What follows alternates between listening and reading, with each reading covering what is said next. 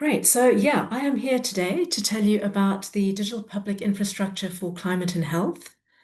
So, what this is an initiative with Path Digital Square, and we are partnering with the Wellcome Foundation, with Wellcome and with the Rockefeller Foundation, and also with the World Health Organization and World Meteorological Organization, the Joint Program for Climate and Health. And the idea of this partnership is really to support the development of both digital public infrastructure and digital public goods that are really aimed at enhancing and supporting climate and health data-informed systems. And also, there is a joint implementation plan that is being curated by the joint program. And this is really, there are a number of different work streams that are really aiming to advance the operationalization of the shared implementation plan. So, what we are doing specifically here at PATH, we are supporting the capacity of the Joint Office on Climate and Health. So, we are supporting a specialist consultant and some of the staff members there, both in the Joint Office and also in the WHO's digital unit. So we're working very closely alongside them. We also do a lot of advocacy for global investment in DPI for health and also for climate and health. And a lot of this is also really around advocating for fostering collaboration and knowledge sharing. And that's really the reason why I'm here with you today. And then lastly, but certainly not least, we are also aiming to accelerate the development of essential tools to support this integration of climate and health data. So, things like software, services, digital content, and so on. And maybe the other thing also that I can add is one of the things that is happening in parallel, and this is very complementary to the work that we're doing, is the work of the WHO and ITU, who are developing use cases and looking at the standardization of the data architecture for this space. And really what we're hoping this will do is that this initiative will support the community globally to help to understand what we mean and what sort of impacts a changing climate has on health systems, to help guide policies and planning at the national level. Also to help to sort of track adaptation and mitigation efforts. So really, understanding who's doing what around the globe.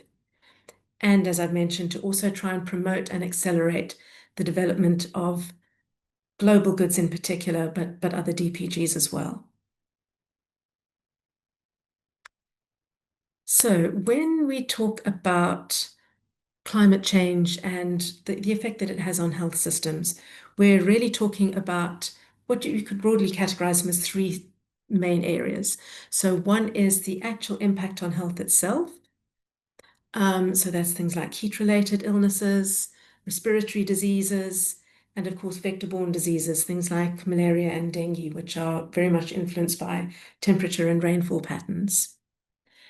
The second one is also really about those systemic impacts on health services. So where you have extreme weather events, things like floods or droughts or storms, and the way that they disrupt health service delivery, damaging infrastructure, straining emergency responses, and also actually impacting supply chain. And then the other systemic impact is really looking at things like water scarcity and food insecurity. So the sort of things that really undermine nutrition and public health, and of course, especially in those most vulnerable parts of our population. The third major area is really looking at the role of digital health itself and how we can mitigate the carbon footprint of that. As I'm sure you're probably aware, that the health sector itself contributes, it's estimated around 4 to 5% of global greenhouse emissions. So that's a very significant portion of that. And in fact, in some high-income countries, it's potentially even higher, possibly even up to 10% of national GHG emissions. And that this is everything from, the healthcare facilities themselves, to the supply chain that supports it, to waste generation from medical and hazardous waste, and particularly transportation for both staff and for patients. So really the role of digital health in mitigating this is looking at how digital health innovations may be able to actually do things like reduce travel, reduce the use of paper, and really help to optimize resource allocations, making the whole system more efficient. And then, of course, the other thing is looking at the digital tools themselves, um, things like, increasing adoption of green data centers, looking very much at energy efficient software and AI models, and of course, sustainable procurement practices, all of which is really aimed at minimizing the environmental impact of this sector. So I've thrown quite a few terms around, talking about DPI and DPGs and global goods. So this slide is really just to give a brief definition of what we actually mean when we talk about these things.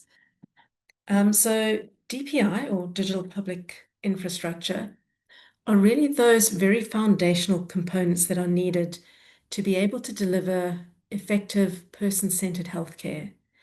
So these are things like identity systems, registries like facility registries or health worker registries, terminology services. So really those very key building blocks which need to be interoperable to enable the effective use of and the effective delivery of services. And then when we talk about digital public goods, again, we're talking about technology components that can be viewed as building blocks. So these come in many different forms. Probably primarily we're um, most cognizant of the software global goods, but it could also relate to software services, to content, to models.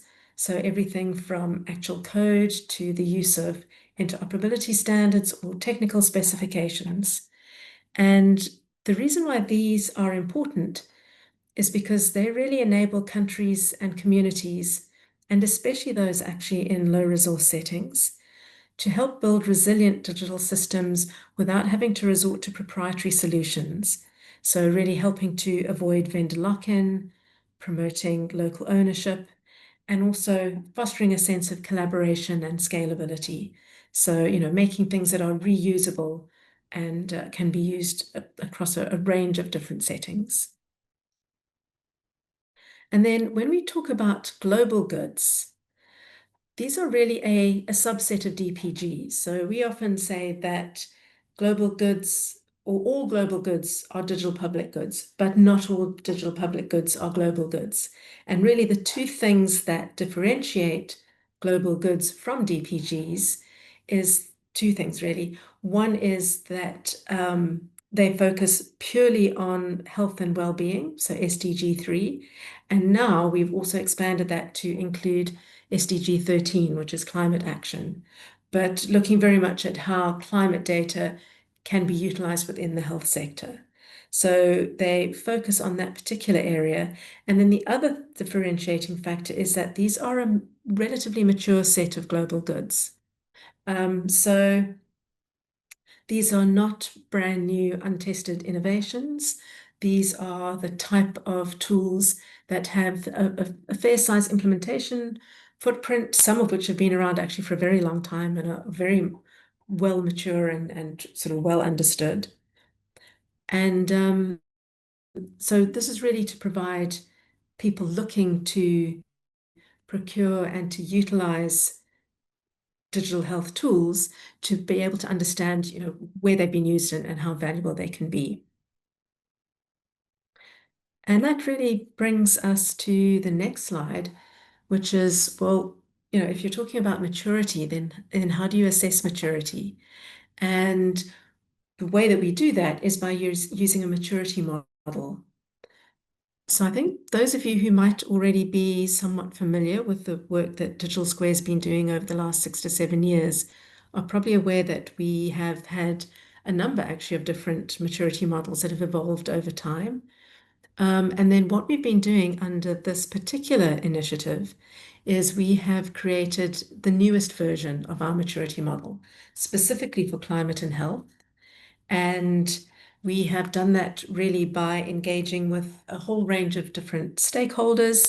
This includes things like We had a workshop at the DPGA's annual members meeting last November in Singapore.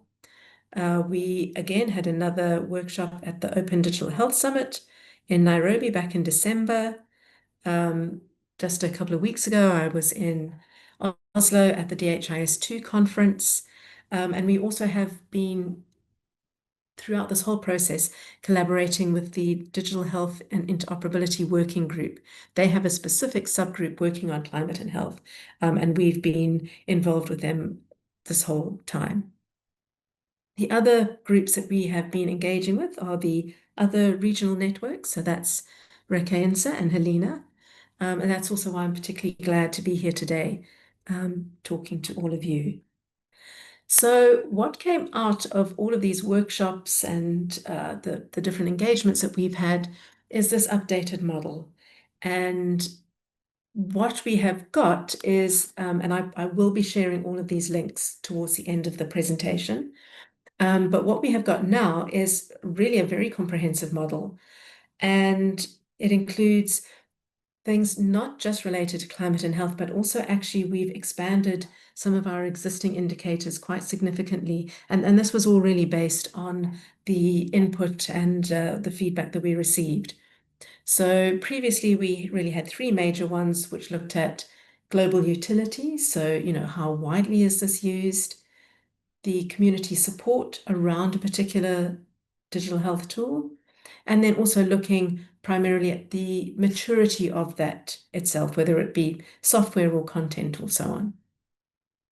And then what we have now is three additional new major indicator groups.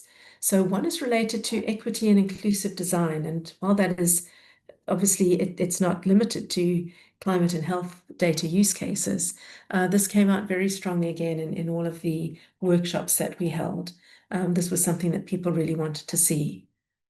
And then we also, of course, looked at climate resilient health systems. So how effective is the tool in helping to support this, as well as thinkings and recommendations about low carbon digital health systems. So how can you make your digital tools greener, for want of a better word? So if we have time, I will show you a little bit about this at the end, but I will drop the link in for you if you are interested. And this maturity model is used for various purposes, but one of the ways that we use it is that when we have an open call, and we did have an open call that ended the end of May, so just a couple of months ago, all the applications for those open calls are actually reviewed through a peer review group process. So that's a pretty rigorous process. And they utilize the maturity model to help to assess the tools that come through. And only those that are really deemed to be mature enough are actually included and approved as a global good for climate and health.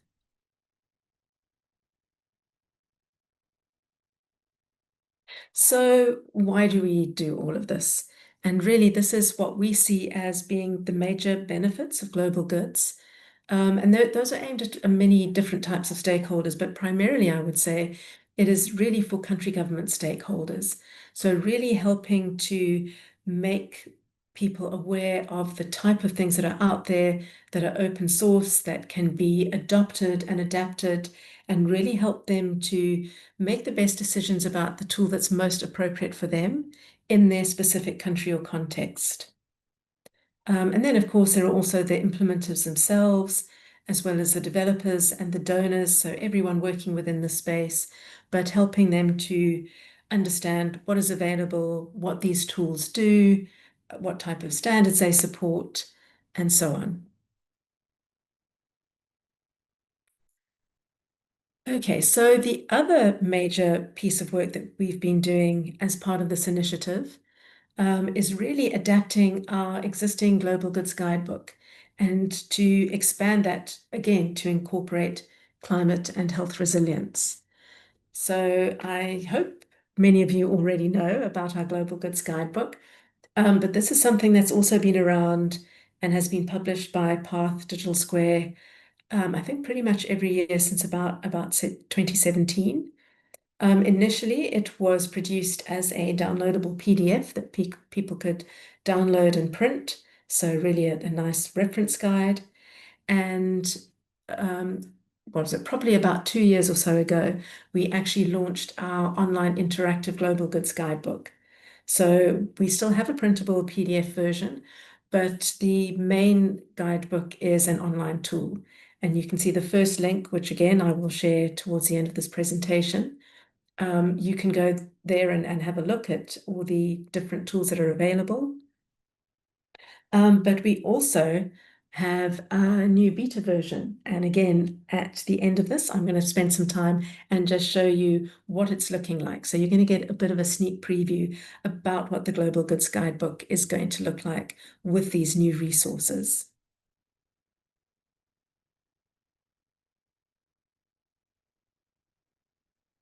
Oh, sorry, wrong way.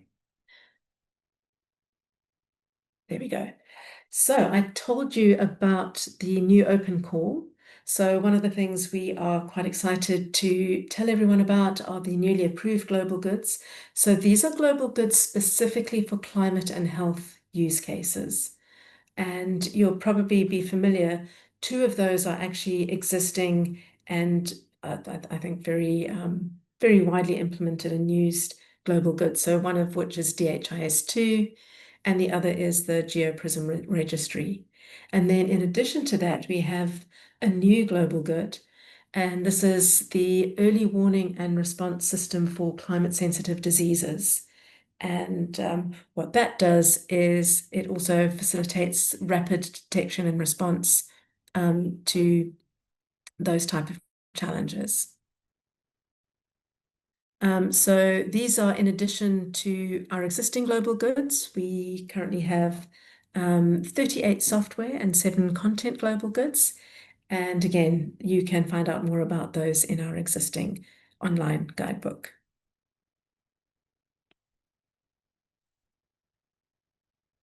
So one of the things that I would really love to ask for your opinion on is really previewing our beta version of the Global Goods Guidebook.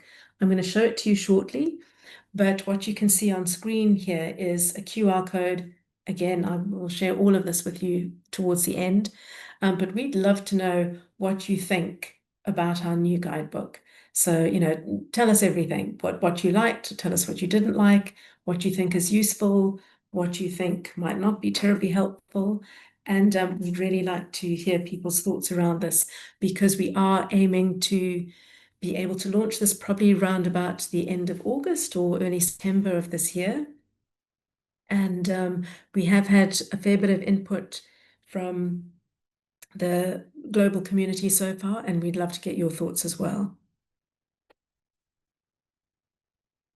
So in addition to that, the other thing that we really would like to hear from all of you is really to understand where you are working with regards to climate and health data integration. So, do you have case studies? Do you have documented use cases or any other useful resources that you can actually contribute back to this guidebook? Um, what has come out very strongly, I think, over the last year or so that we've been working on this, is that this is still an incredibly nascent space. And so people are very hungry for sharing of knowledge. They really want to understand what other people are doing within this space. And I think also, really wanting to be able to share some of the lessons learned from implementing digital health projects and how not to make some of those same mistakes and, understand what worked and what didn't work. So anything that you might be involved in, we'd love to hear about. And of course, the last thing is that we would really ask you to help to promote and advocate for this tool. So for this online guidebook and all of the things that are contained within it amongst your different networks. So here are some useful links. This presentation will also be shared after the webinar, and you can use this as a handy guide. And then, oh,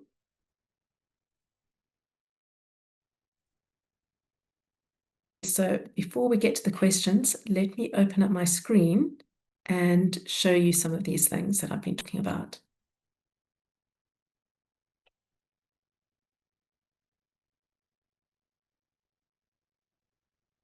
Okay, I hope that you can see this now. This is our global goods maturity model for climate and health. Can you just confirm that you can see the right screen? Yes, we can see it, Linda. Great, thanks so much. Yeah, so this is the maturity model. As you can say, it's pretty comprehensive. And you can also see some of these are existing ones, and then we have a whole lot of new ones. One of the other things I actually want to highlight as well, you'll see, for example, this one around source code accessibility. We have also been working over the last few years, actually, alongside the Digital Public Goods Alliance to try and also make sure that the way in which we assess and define these indicators are actually common, because there are a number of initiatives and maturity models. So with DPGA itself, as well as UNICEF, we've also been in close connection with, and also FAO, the Food and Agricultural Organization. And what we've done for this version of the maturity model is we do have a number of those indicators which are actually commonly used throughout our different organizations and our different maturity models. So you can see we've got global utility. We have a number of things that talk about community support, everything from how well the community is engaged to the visibility of the product strategy and roadmap. There's quite a lot around documentation, because that's always a lot of the questions that are asked. So product documentation, end user documentation, implementer guides, and so on. Another key factor is how well these tools support multilingual abilities. And again, one of the new things that has been integrated into this is the total cost of it. So, do the curators of these tools have a total cost of ownership model or some sort of guidance that really helps governments and implementers to understand what is actually required to be able to support this over the whole system software life cycle. We also have quite a new indicators around the software maturity. Again, technical documentation aimed at different groups of people, how easy it is to install and deploy. There's, of course, a section around interoperability and data standards. And the other things that also came up very strongly were security-related indicators. So, how secure is your development and deployment environment? How much vulnerability and penetration testing happens, backup and recovery processes, and so on. Also new is the software quality assurance, so really understanding how good those are, and whether or not there's a demo instance available. You can see this is the new indicator that I mentioned, where we look at things like how well is user represented in the design of the tool, as well as how well does it perform in low bandwidth environments. And then when it comes to climate resilient health systems, we have, this is also actually very new. So some climate software classifications as defined by the WMO, and where the tool might fit within this particular structure, how well it supports initiatives within and principles defined within the country's climate health strategy, what sort of things you have in terms of decision support and predictive analytics. Again, integration and interoperability, because that's so key. And in particular, we've highlighted semantic interoperability here. And then lastly, when we are talking about low carbon digital health systems, we're really looking at two things. This was actually quite a difficult area to try and define. People really wanted to know about this, but figuring out a way that was both practical and measurable and feasible was quite difficult. But eventually we settled on two things. So one is, have you considered the impact of those end user devices on the environmental footprint? And the other is around data storage efficiencies.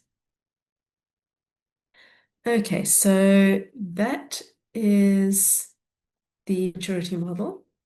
And I'd also like to just say, that this is not just for the purposes of assessing global goods to be included within the guidebook, but hopefully this is something that will be usable to everyone, because really what it is a synthesis of the type of things that a whole range of different stakeholders have agreed on in terms of what they think is important when they're looking to procure or adopt or adapt a digital tool for climate and health.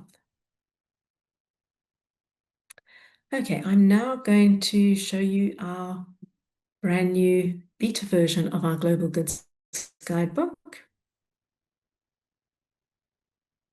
This is, as it's loading, I'm just going to make very sure that you understand that this is very much a working version. We're still very much development.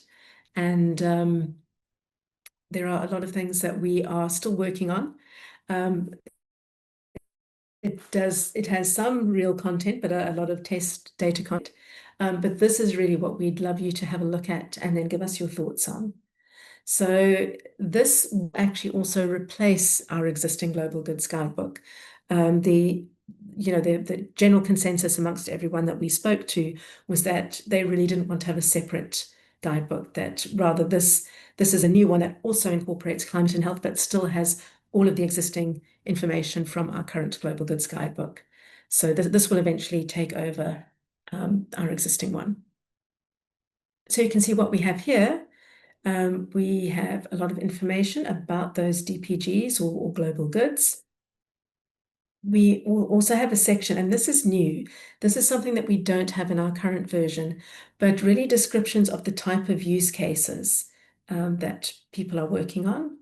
And we've got a global map so that people can see and understand how these are actually being used across the different regions of the world. Here we have some more global goods, but the main thing I really wanted to show you is our catalog. So this will, when it's finally working, you will be able to filter by the different types of global goods, so software, services, content, AI models, and so on. And then there are a range of other different filters. So things like, the type of SDG that it relates to, how it fits within the World Health Organization's classifications. So that's particularly around systems and applications for digital health. So you can see some of those there. Where it fits within the DPI classification. So you can see things like, and this is not a complete list, but this will give you an idea of the type of things that we're looking at. And then these brand new WMO classifications that try to categorize systems as well. And then, of course, we have the different health standards. We have different interoperability standards and countries. So someone would be able to come in here and say, well, I'm looking for something, maybe some sort of heat mapping tool, and I want to see which ones actually support fire, and I want to know if it's utilized within certain countries. And you'll be able to select a number of filters and be able to find that information. So here are some examples of representative global goods. I'm going to pick on DHIS2 because that's really one of the key players in this space at the moment. And for each one of the global goods is really a page that is aimed to be like really comprehensive in terms of the type of information that you might want to know about these tools. So things like, what type of license it is available under, a quick synthesis of what it does, links to their websites, their code repositories, their demonstration sites, who you can contact more directly to find out more. It should tell you things about what it does, who are the primary users of the system, which languages it supports.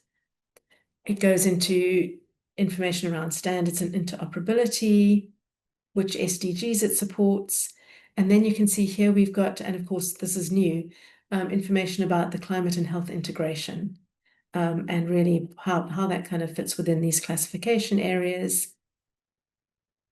It'll tell you something around the environmental impact of the tool and the type of things that the developers have thought about when developing this, as well as anything around inclusive design practices. You'll also be able to see something like this. So, where is it deployed? Number of countries and number of different implementations. You could select some of those to drill down and find a little bit more. And then there is also a whole section around resources. So lots and lots of links to anything that might be useful and valuable, from general resources to end user resources to highly technical documentation. There will also be information about the community, how to engage with those communities, how they are governed. And then here you'll see that maturity assessment that I was talking about earlier. So you'll see here, for example, with DHIS2, because they've been part of our guidebook for very many years. So you can see for, the first year that we have, they did an assessment 2021, 2022, and then 2023, and you can see how that maturity profile has actually grown over time. And then you can, if you want to dig down into a little bit more detail about what all of those are, you'll be able to see that here. So really aiming to be sort of very transparent around the state of the tool and where investments have really helped to move that maturity forward. Another thing really important, particularly in the current climate, is looking at sustainability, both financial and various other means of sustainability, but understanding who has been supporting this, who are the current funders, again talking about total cost of ownership, and where there are linkages to some of the other initiatives that are doing similar work in this space. So the Digital Public Goods Alliance website and the Dial Exchange. And then this last section here is really about where this particular tool, that the type of use cases, and this is talking very specifically about climate health data integration use cases, not really broader health use cases, but which use cases they have been related to, and other global goods, again, that they might have had interactions with. So if I jump back here to the use cases, again, you'll be able to see you can search for use cases according to a range of different things. Some are test data, some we've borrowed from sort of other places like GovStack. So this is just test data to give you an idea of what it will look like. But this is how this is how we expect to see use cases documented. So an overview, actors and stakeholders, information here around the technical implementation, the process of implementation, expected outcomes, and hopefully really useful information here about different challenges and lessons learned. Here again, you can see from a technical perspective what type of standards are supported, again, because it's so important, looking at sustainability, and then also any related use cases that might be linked to this particular use case. And then we have the global map. Taking a while to load, but that will be able to provide users with, again, a view of the different types of global goods and how they are distributed. So you could, pick a particular global good. We've got Comcare here as an example, and sort of find out more about that. And then we also have a reference section. This is also new and something that we don't have in our current guidebook, that really just goes into a little bit more detail and explains why we have used these things to be able to classify the various global goods and what we mean by those.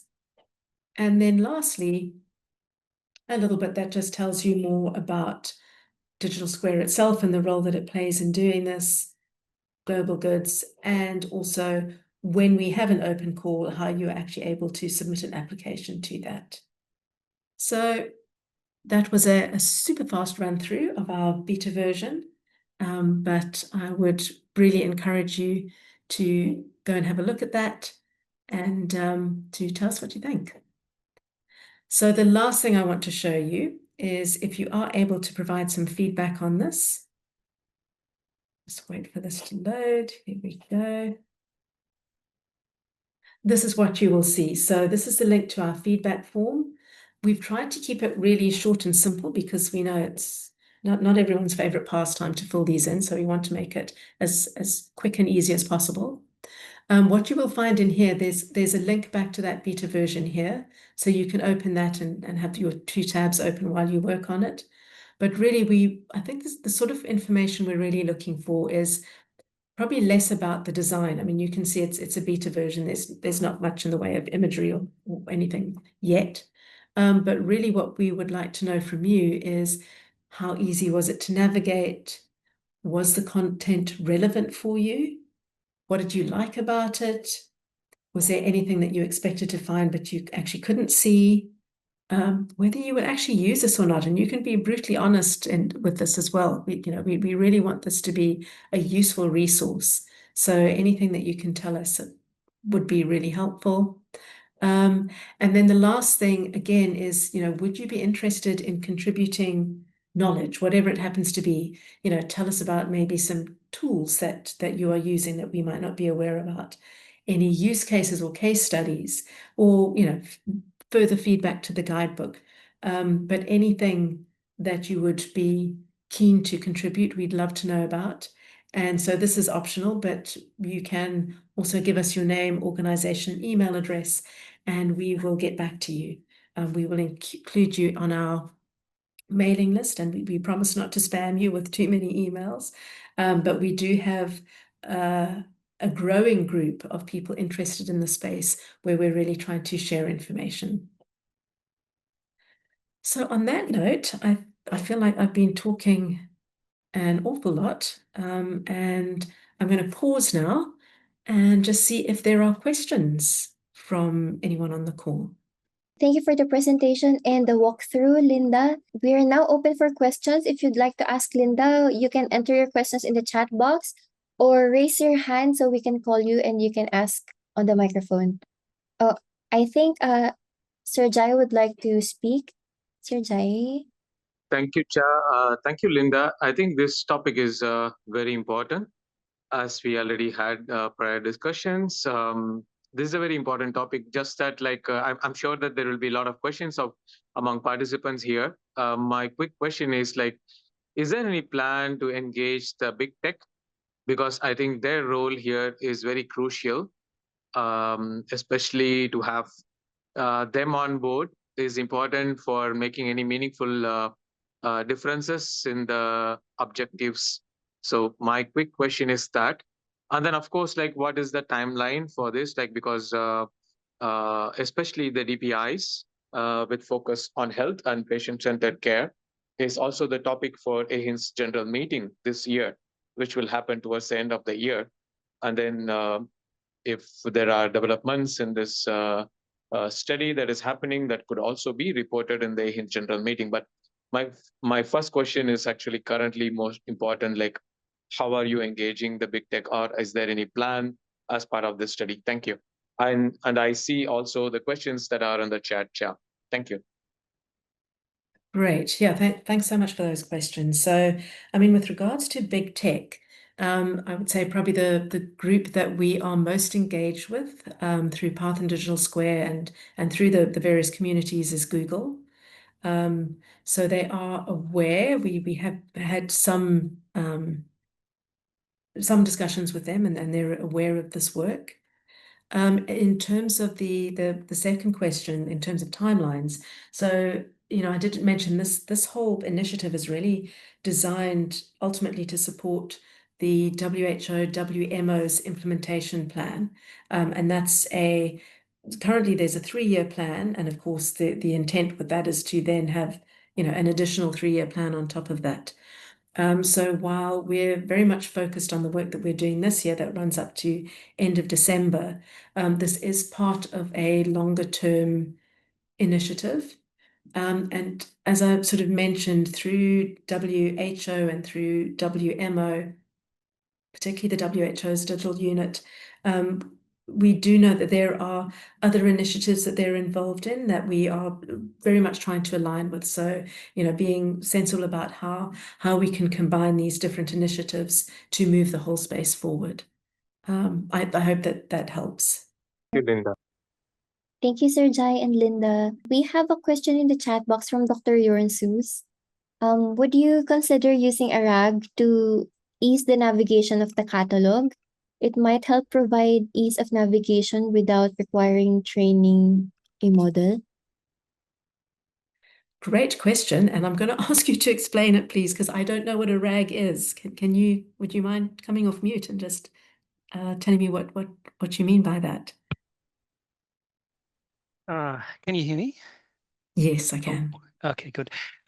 It's resource augmented generation. It's a means of using a language model, a general off-the-shelf language model, and feeding it a background matrix of documents and qualifiers to direct it. So basically you tell the off-the-shelf model, think about it this way. And then it helps you to do the extraction of relevant resources based on that directed input.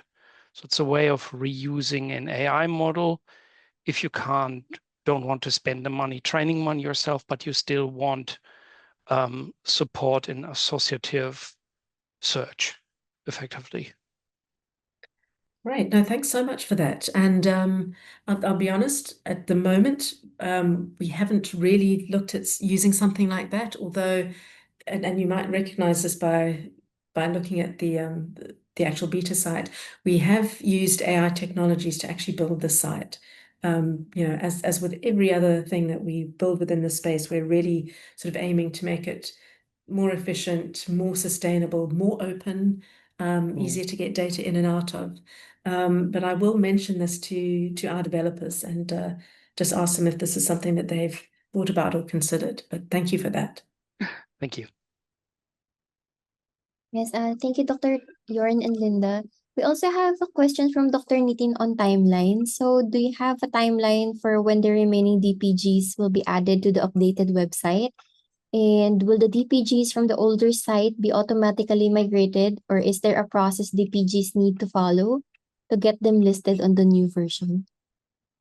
Great question, and pretty easy to answer because the answer is yes. All of those existing DPGs will still be moved over to our new site once it's available. As I say, probably launched, we're aiming for around about end of August, early September.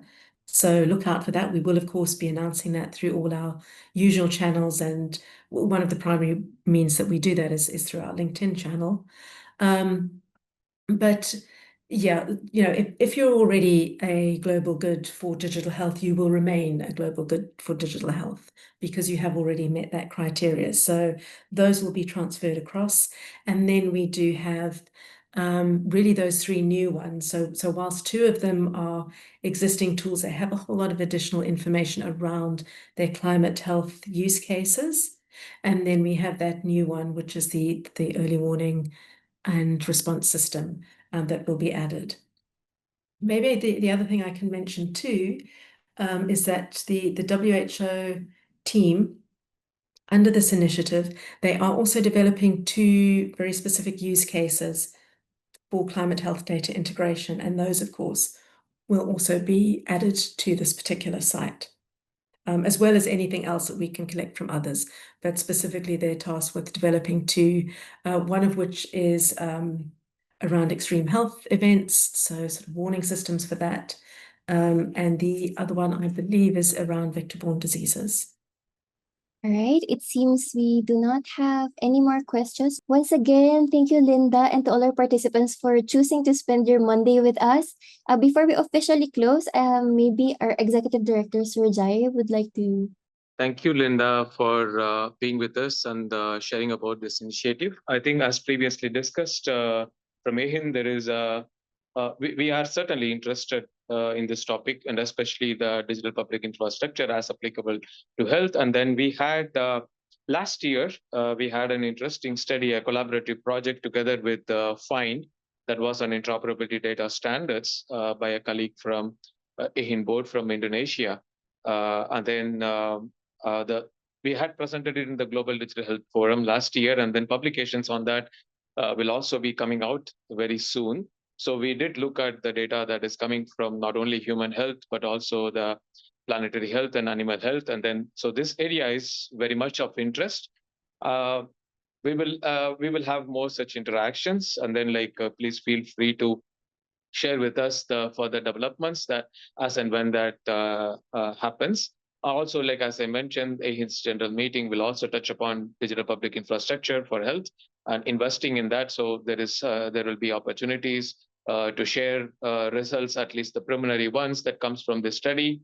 And then also if the feedback and then the information that you are seeking, please feel free to circulate in our listserv, and then I think our members, whoever is interested and whoever is willing to contribute, will be able to add their inputs and feedback.